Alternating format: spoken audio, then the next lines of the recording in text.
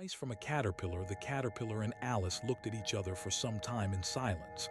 At last, the caterpillar took the hookah out of its mouth and addressed her in a languid, sleepy voice. "Who are you?" said the caterpillar. This was not an encouraging opening for a conversation. Alice replied rather shyly, I hardly know, sir, just at present. At least I know who I was when I got up this morning, but I think I must have been changed several times since then." "What do you mean by that?" said the caterpillar sternly. "Explain yourself." "I can't explain myself, I'm afraid, sir," said Alice, "because I'm not myself, you see." "I don't see," said the caterpillar. "I'm afraid I can't put it more clearly," Alice replied very politely, "for I can't understand it myself to begin with, and being so many different sizes in a day is very confusing." "It isn't," said the caterpillar.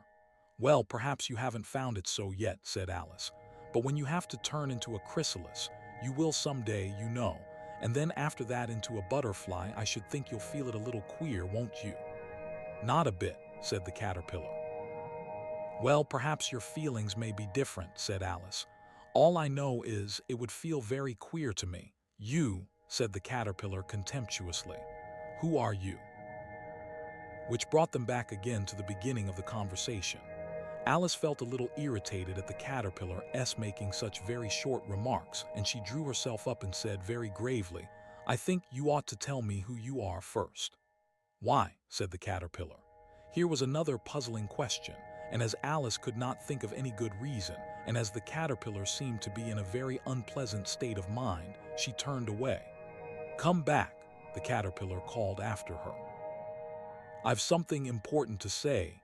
This sounded promising, certainly. Alice turned and came back again. "Keep your temper," said the caterpillar.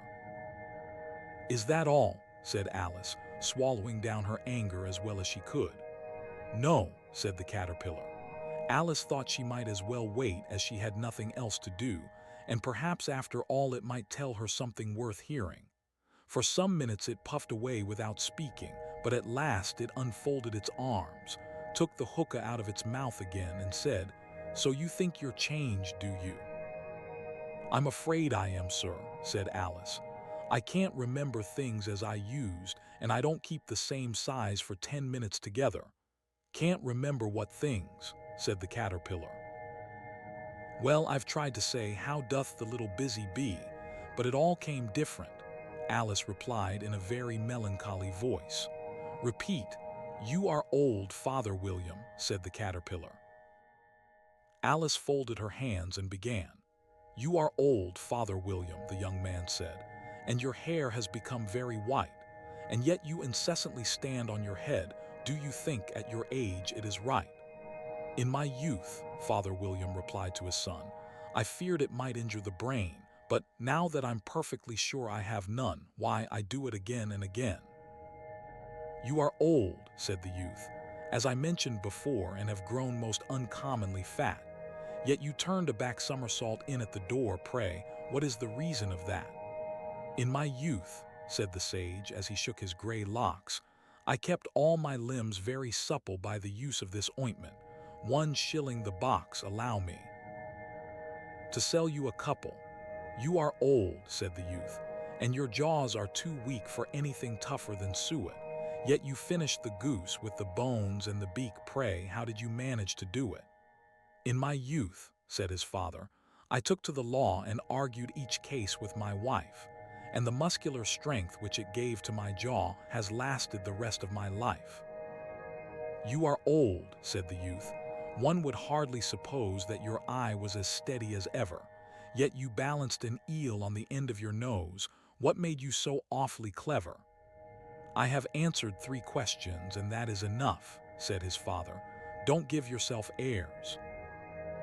Do you think I can listen all day to such stuff? Be off, or I'll kick you downstairs." "That is not said right," said the caterpillar. "Not quite right, I'm afraid," said Alice timidly. "Some of the words have got altered." "It is wrong from beginning to end," said the caterpillar decidedly, and there was silence for some minutes. The caterpillar was the first to speak. "What size do you want to be?" it asked. "Oh, I'm not particular as to size," Alice hastily replied. Only one doesn't like changing so often, you know." "I don't know," said the caterpillar. Alice said nothing. She had never been so much contradicted in her life before, and she felt that she was losing her temper. "Are you content now?" said the caterpillar. "Well, I should like to be a little larger, sir, if you wouldn't mind," said Alice. 3 inches is such a wretched height to be." "It is a very good height indeed," said the caterpillar angrily, rearing itself upright as it spoke. It was exactly 3 inches high. "But I'm not used to it," pleaded poor Alice in a piteous tone, and she thought of herself, "I wish the creatures wouldn't be so easily offended." "You'll get used to it in time," said the caterpillar, and it put the hookah into its mouth and began smoking again. This time Alice waited patiently until it chose to speak again. In a minute or two, the caterpillar took the hookah out of its mouth and yawned once or twice and shook itself. Then it got down off the mushroom and crawled away in the grass, merely remarking as it went, "One side will make you grow taller and the other side will make you grow shorter." "One side of what? The other side of what?" thought Alice to herself. "Of the mushroom," said the caterpillar, just as if she had asked it aloud, and in another moment it was out of sight.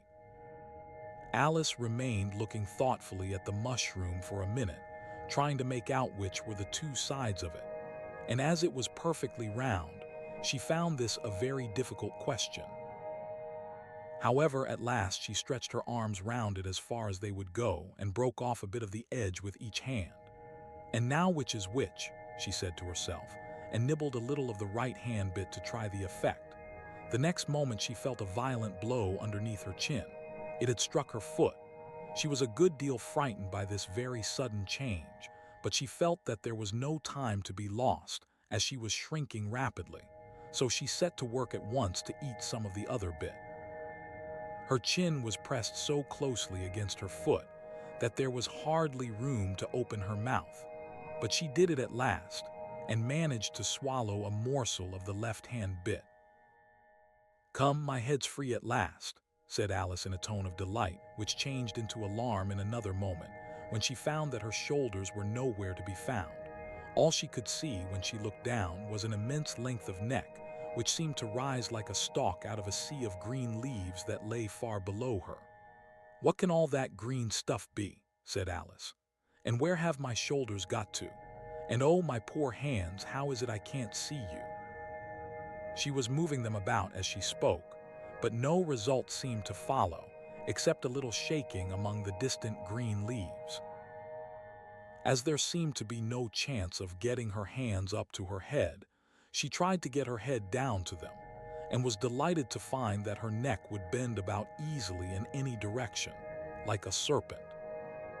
She had just succeeded in curving it down into a graceful zigzag, and was going to dive in among the leaves, which she found to be nothing but the tops of the trees under which she had been wandering, when a sharp hiss made her draw back in a hurry.